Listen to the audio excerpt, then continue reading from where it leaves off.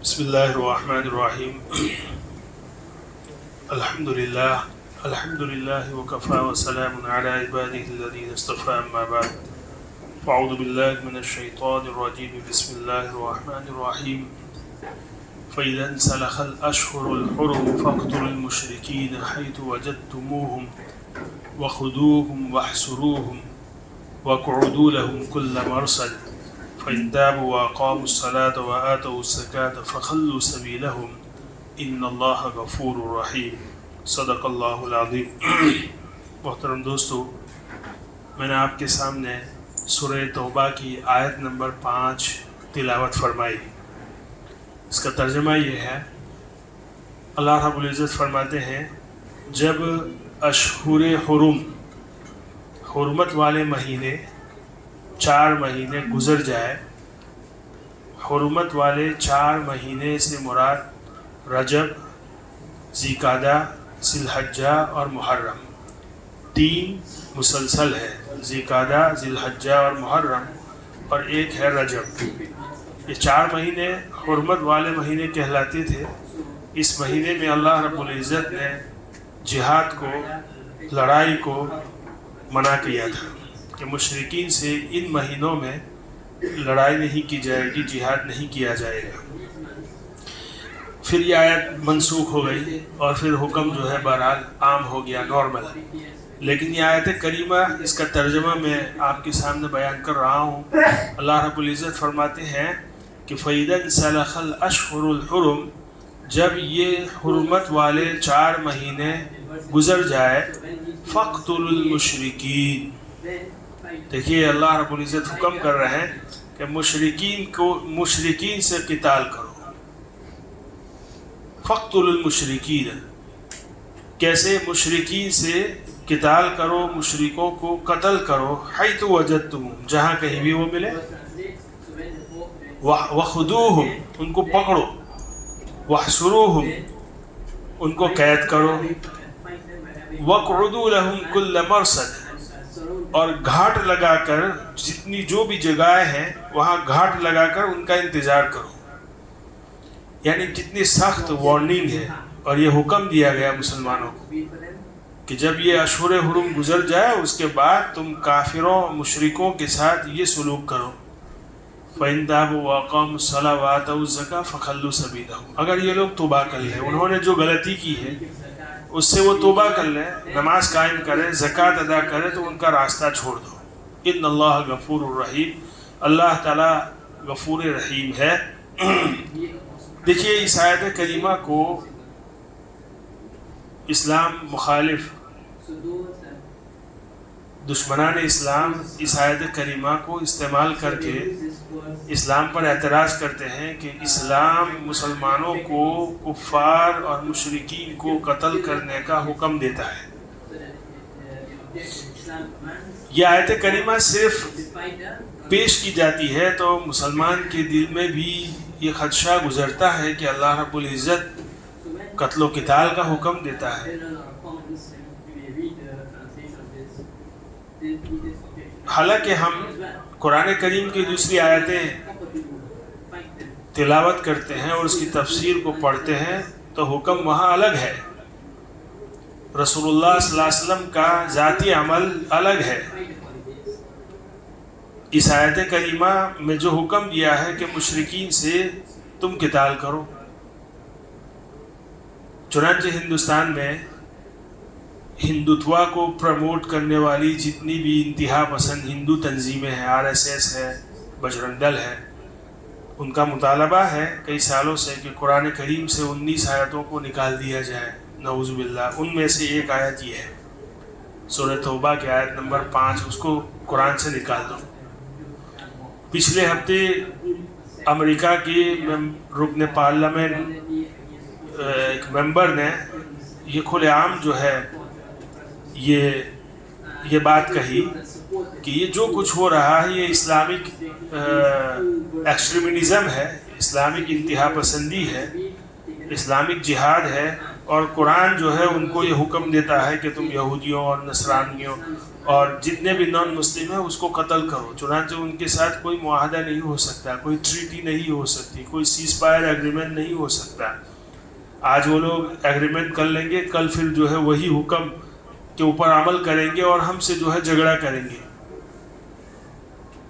حالانکہ یہ مس گائیڈنگ ہے.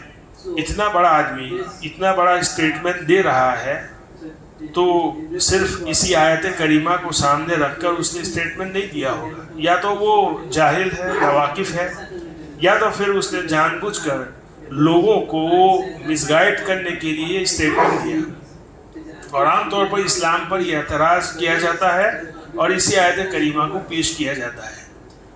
جبکہ تاریخ میں ہم دیکھتے ہیں قرآن کریم کی دیگر آیتیں, مثال کے طور پر سورہ مائدہ میں ہے, اللہ رب العزت فرماتے ہیں کہ اگر کسی شخص نے کسی انسان کو قتل کیا تو گویا کہ اس نے پوری انسانیت کو قتل کیا. اب دیکھیے لفظ مسلمان نہیں ہے, اللہ رب العزت فرماتے ہیں کسی انسان کو قتل کیا. اب چاہے انسان کافر ہو, یہودی ہو, نصرانی ہو, بت پرست ہو, کوئی بھی ہو, کسی انسان کو ناحق قتل کرنا یہ پوری انسانیت کو قتل کرنا ہے. سورہ ممتحنہ میں اللہ رب العزت فرماتے ہیں کہ اللہ رب العزت منع نہیں کرتا تم لوگوں کو کہ تم ان کے ساتھ اچھا سلوک کرو, احسان کرو اور انصاف کرو ان لوگوں کے ساتھ جو آپ کے ساتھ قتال نہیں کرتے, جو آپ کے ساتھ جھگڑا نہیں کرتے, یعنی جو آپ کے ساتھ امن کے ساتھ رہنا چاہتے ہیں نان مسلم, ان کے ساتھ تم احسان کرو, اچھا سلوک کرو. اللہ رب العزت تمہیں منع نہیں کرتا. تو یہاں اس آیت کریمہ میں تو ان کے ساتھ اچھا سلوک کرنے کا حکم ہے, اس آیت کریمہ میں جو ہے قتال کا حکم ہے. اسی طرح رسول اللہ صلی اللہ علیہ وسلم جب مکہ چھوڑ کر مدینہ گئے تو سب سے پہلے آپ صلی اللہ علیہ وسلم نے پیس ایگریمنٹ کیا. یہ تاریخ کا سب سے پہلا جو ہے بہت بڑا ایگریمنٹ تھا یہودیوں کے ساتھ. اگر اسلام کا یہ حکم عام ہوتا کہ کافروں کو قتل کرو, بس جہاں کہیں بھی ملے ان کو قتل کرو, ان کو قید کرو, ان کو جیل میں ڈالو, یہ اگر حکم عام ہوتا تو آپ صلی اللہ علیہ وسلم یہودیوں کے ساتھ پیس ایگریمنٹ نہ کرتے, ان کے ساتھ جھگڑا کرتے, ان کے ساتھ لڑائی کرتے. پہلے نجران کے عیسائیوں کو مذہبی آزادی تھی. فتح مکہ کے وقت آپ صلی اللہ علیہ وسلم جب مکہ میں داخل ہوئے فاتحانہ انداز میں, آپ صلی اللہ علیہ وسلم کے پاس پاور تھا, سب کچھ تھا. آپ صلی اللہ علیہ وسلم چاہتے تو کفار مکہ کے ساتھ سے بدلہ لے سکتے تھے. انہوں نے 10 سال 13 سال تک مسلمانوں کو کس قدر ستایا اور اپنی سرزمین سے ان کو نکالا. آپ صلی اللہ علیہ وسلم چاہتے تو بدلہ لے سکتے تھے, لیکن وہاں تو عام معافی کا حکم اعلان کیا. اور تاریخ اگر یہ حکم عام ہوتا تو آپ اسلامک تاریخ کو دیکھ لیجیے. آپ اسپین میں مسلمانوں کی حکومت رہی 800 سال تک. وہاں کوئی عیسائی یا یہودی رہ نہیں سکتا تھا, کوئی زندہ نہیں رہ سکتا تھا, یہ اگر عام حکم ہے تو. حالانکہ وہاں پہ اسلامک یونیورسٹیاں تھیں, یورپ سے الگ الگ جگہ سے جو ہے یہودی اور عیسائی وہاں پڑھنے کے لیے آتے تھے اور آرام سے رہتے تھے. اسی طرح جو بھی بہرحال جہاں کہیں بھی اسلامک میجورٹی تھی, مسلمانوں کی میجورٹی تھی, وہاں پہ نان مسلم رہتے تھے اور رہے ہیں, اور یہ تاریخ ہے. اس کا مطلب یہ ہوا کہ اس آیت کریمہ کو غلط طریقے سے پیش کیا جاتا ہے.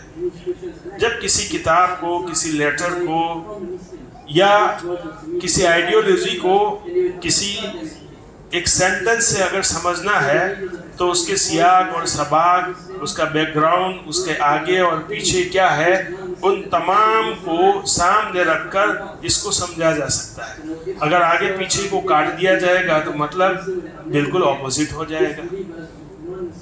اور یہ بالکل جو ہے فطری بات ہے, ہر آدمی اس کو سمجھ سکتا ہے. اگر مثال کے طور پر ایک ٹیچر نے اپنے اسٹوڈنٹ کو یہ کہا کہ اگر تم ہوم ورک کر کے نہیں آؤ گے تو میں تم کو کلاس سے نکال دوں گا. اب دیکھیے سیاق اور سباق ہے, کیا کلاس سے نکلنا یہ ہوم ورک کرنے پر نہ کرنے پر ڈیپینڈ ہے. اب بچے نے جا کر باپ کو بولا کہ ہمارے ٹیچر نے ہمیں وارننگ دی ہے کہ وہ کلاس سے نکال دیں گے. صرف اتنا بولا. اب کیوں نکالیں گے؟ باپ نے بھی کوئی تحقیق نہیں کی, اس کو بھی سوال ہوا بھائی ٹیچر کیوں نکال دے گا میرے بیٹے کو کلاس سے؟ غلط فہمی ہوگی نا. وہ جب آئے گا, وہ پوچھے گا, وضاحت کرے گا, تب جا کے اس کو پتا چلے گا کہ یہ کلاس سے نکال دینا یہ ڈیپینڈ کرتا ہے ہوم ورک نہ کرنے پر. اگر ہوم ورک کر کے آئے گا تو اس کو نہیں نکالا جائے گا. اسی طرح قرآن کریم میں ایک آیت کریمہ ہے سورہ ارائیت میں, ارائیت الذی یکذب بالدین فذلک الذی یدعو الیتیم ولا یحض علی طعام المسکین فویل للمصلین. صرف یہ آیت کریمہ ہے. اسی لیے مفسرین لکھتے ہیں, قراء حضرات بھی یہ کہتے ہیں کہ فویل للمصلین پر آیت نہیں کرنی چاہیے, اگرچہ قرآن کریم میں آیت کا نشان ہے. اس آیت کریمہ کو ملا کر پڑھنا چاہیے, فویل للمصلین الذین هم عن صلاتهم ساہون. فویل للمصلین پر اگر کوئی آدمی آیت کرتا ہے, رک جاتا ہے, تو اس کا ترجمہ ہے نماز پڑھنے والوں کے لیے ہلاکت ہو. ہر آدمی چونکتا ہے نا, نماز پڑھنے والوں کے لیے ہلاکت. نماز پڑھنے والے جو اللہ کے لیے نماز پڑھتے ہیں ان کے لیے ہلاکت کیسے ہو سکتی ہے؟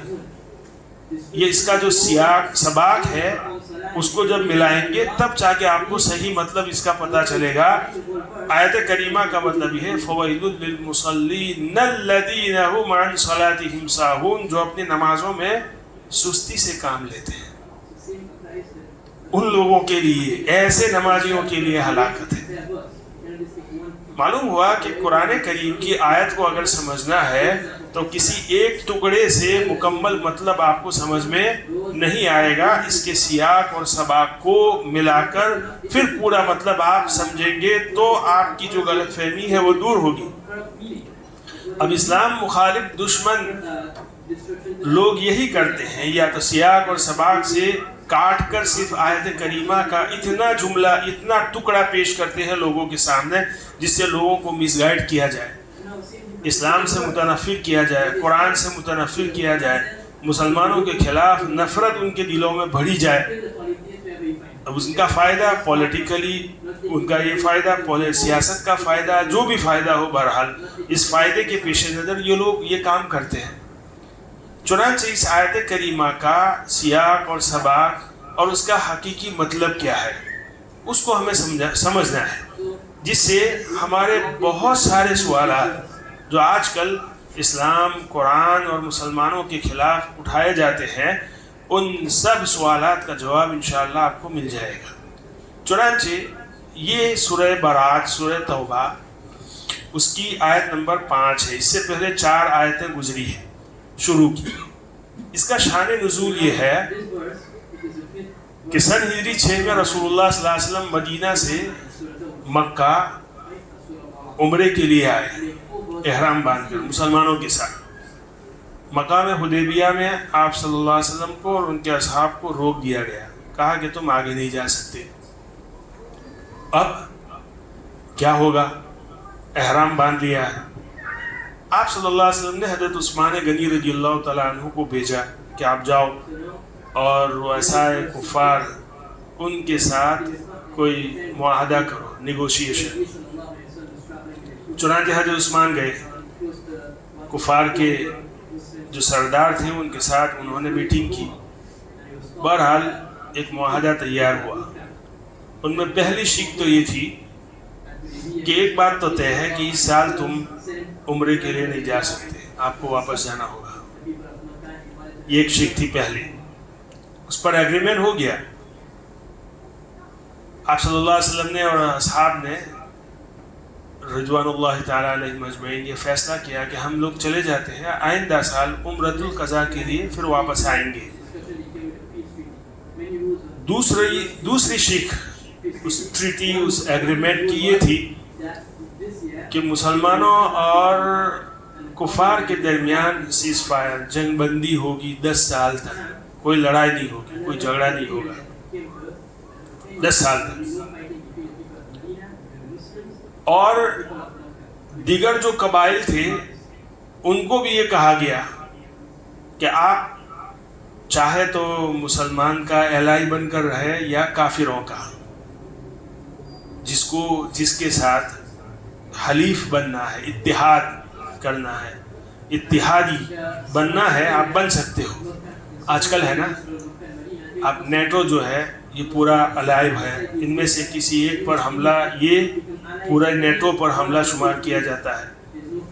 تو آج کل بھی امریکہ اور اسرائیل یہ بھی ایک دوسرے کے الائیو ہے، لیکن یہ ایک سمجھ لو کہ کیا کہیں گے ہم، اب ایران ہے، ایران کے جتنے بھی الائی ہے ان کو پراکسی کہا جاتا ہے۔ اب پراکسی کا لفظ یہ ایک نیگیٹو مطلب میں معنی میں لیا جاتا ہے، اور بڑے جو ممالک ہیں طاقتور، ان کے جو الائی ہے ان کو الائی کہا جاتا ہے، اتحادی کہا جاتا ہے، اور جو لوگ جن کو بڑا نہیں سمجھا جاتا طاقت کے اعتبار سے، پیسوں کے اعتبار سے، ان کے جو اتحادی ہوتے ہیں ان کو پراکسی کہا جاتا ہے۔ یہ جو منافقانہ رویہ ہے، تاکہ ان کے خلاف کوئی بھی ایکشن لینا ہو تو لے سکتے ہیں۔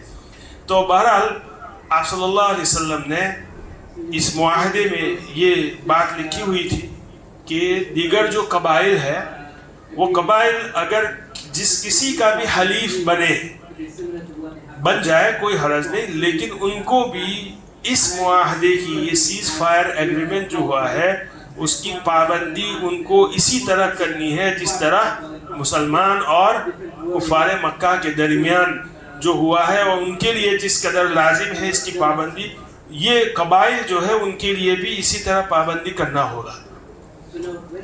چنانچہ دو قبیلے تھے، ایک قبیلہ بنو خزاعہ اور ایک قبیلہ بنو بکر۔ قبیلہ بنو بکر جو ہے یہ کفار مکہ کے الائی بنے، اور قبیلہ بنو خزاعہ جو ہے وہ مسلمانوں کے الائی بنے، حلیف۔ تو ایک سال کے اندر بنو بکر نے بنو خزاعہ کے کسی آدمی کو مار دیا، گویا کہ یہ سیز فائر ایگریمنٹ تھا وہ ٹوٹ گیا۔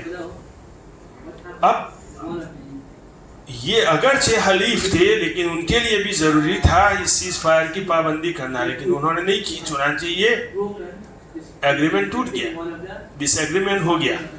چنانچہ اب مسلمان اور کفار کے درمیان بھی جو معاہدہ تھا وہ بھی ٹوٹ گیا۔ اب رسول اللہ صلی اللہ علیہ وسلم نے کفار مکہ سے 3 مطالبات کیے، یا تو یہ شخص جو قتل ہوا ہے اس کی دیت دے دو، یا پھر کفار مکہ سے کہا کہ اس قبیلے سے جو آپ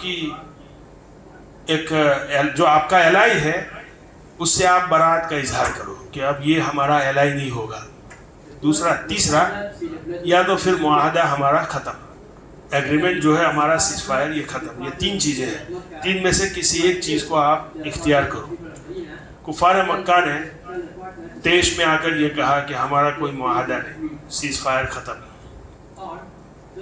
بعد میں ان کو پچھتاوا ہوا، ٹھیک ہے رسول اللہ صلی اللہ علیہ وسلم نے اس کو قبول کر لیا، کہا کہ آج کے بعد ہمارے درمیان کوئی ایگریمنٹ نہیں ہوگا، اب ہمارے کسی بھی وقت جنگ ہو سکتی ہے، کیونکہ یہ کیا ہے، معاہدہ کی خلاف ورزی، جس کو آج کل کیا کہتے ہیں، سیز فائر وائلیشن۔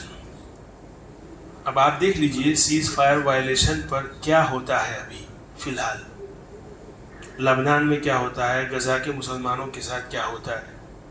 یہی مغرب کے لوگ کیا کرتے ہیں، کتنی شدت سے حملہ کرتے ہیں، آپ کو سمجھ میں آئے گا یہ ان کی منافقت، اور اسلام پر جو سوال کرتے ہیں آپ اس کو سمجھنا ہے